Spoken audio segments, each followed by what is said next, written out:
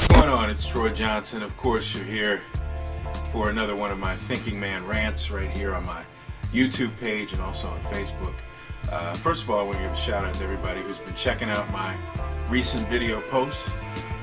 This is kind of new for me, at least from the I'm trying to edit and put all this stuff together mode. So I'm glad for the positive feedback, and I'm going to continue to try to hook these things up on a regular basis. So with the Thinking Man rant, it's pretty random. Sometimes they're just things that are on my mind, and obviously, like a lot of people, the Tiger Woods situation has come into play. And I was trying to really put myself in this situation, get a better understanding about, what would I say about this Tiger Woods situation? I don't know. Trying to really come to terms with how I feel about this. No, actually, I do have an opinion. I think the Tiger Woods apology was way overplayed here in America. The only reason I really listened to it was because I was driving about 1,100 miles back home and there wasn't much else on the radio. So what I found interesting about the apology is that he, at least me not seeing the visual, kind of helped me understand that he was saying everything that you needed to say in that situation. He said everything right. But on the other hand, a lot of people from the visual standpoint said they weren't feeling it. They thought it was very not contrite, but they thought it was very, they thought it was overacted, and he's at the podium, he's reading, and all this stuff. What I find interesting is how people have no real capacity to accept an apology and move on. The man apologized to the world. And what I find more and more interesting is, in the society that we live in, is that when someone makes an apology, to me the question is whether or not we're going to actually accept it, or is it from the person giving the apology, is it just the thing to do? It's kind of hard, it's kind of convoluted to think. From my point of view, I accept the apology and we move on. What I'd like to see from Tiger Woods is for him to earnestly do what he said he was going to do, which is take care of his family, correct his marriage, take care of his kids, and be a better person. That's all anybody can ask. And when the vitriol comes out, and people are like, it's BS, he's not saying it, blah, blah, blah. Like, really, who are we to judge?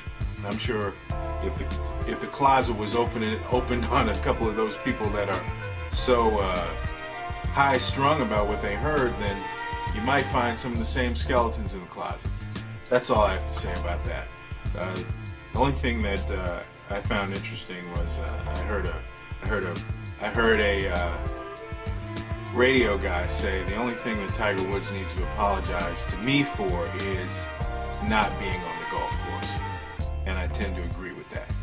All right, let's move on to a couple of other things. I have to fill you guys in on something that's really near and dear to me. I know we've all been inundated with so many images of destruction from the earthquake in Haiti.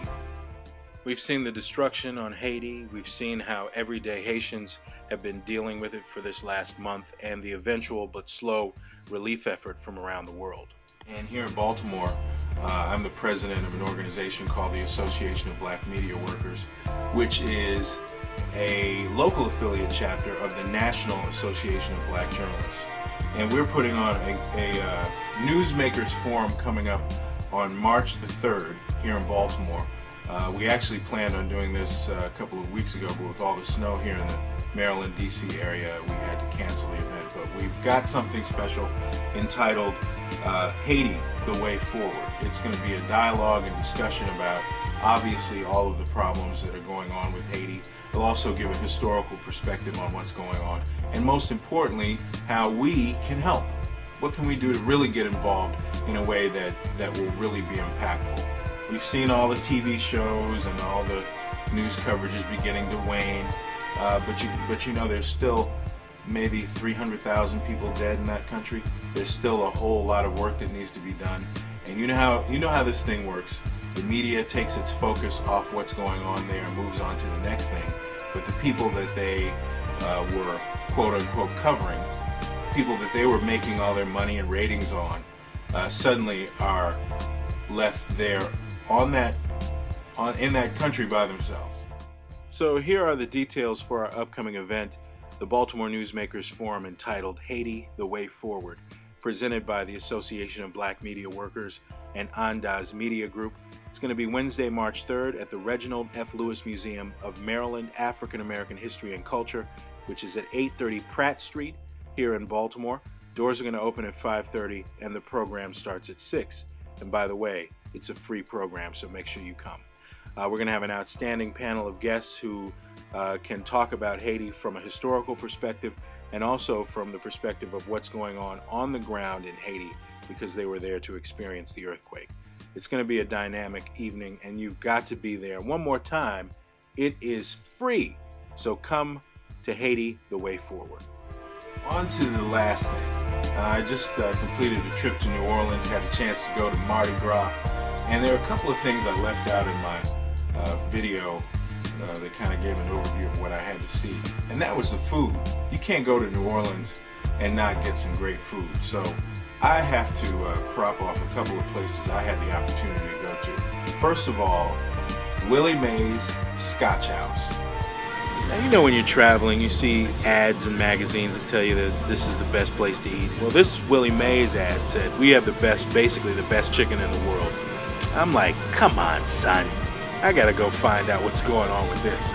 So I did, and Willie Mae's did not disappoint. I stood in line for an hour outside. They're open from 11 to 3, and there were people behind me that didn't get there early enough, and they got turned away. But even Food Network says it's the best chicken in the United States, so you got to check it out. They survived Hurricane Katrina. Willie Mae is 94 years old, and her family still owns the restaurant. It's kind of a New Orleans institution, so when you're in town, make sure you check out Willie Mae's Scotch House. I also got a chance to go to a restaurant called Little Dizzy's, which is in the Treme neighborhood on Esplanade in New Orleans. Oh my goodness. Now, Little Dizzy's Cafe, they have 2 locations, but for me, I don't need the pretentious. I don't need the white linen. This is a nice, cozy restaurant with some good-ass food. No need to come in all suited and booted. Just come in and relax. They've got a great lunch buffet, and I got to tell you, you know what it features? That's right, fried chicken. Not only that, they've got baked chicken, they've got macaroni, greens, some of the best gumbo on the humble that I've had in a long time. And to finish it off, what else? Peach cobbler. Yes, you got to go check them out. Little Dizzy's Cafe. So that's it, the Thinking Man's Rant with me, Troy Johnson. More coming up right here. Check my Facebook page and my YouTube page for more information. And thanks for tuning in.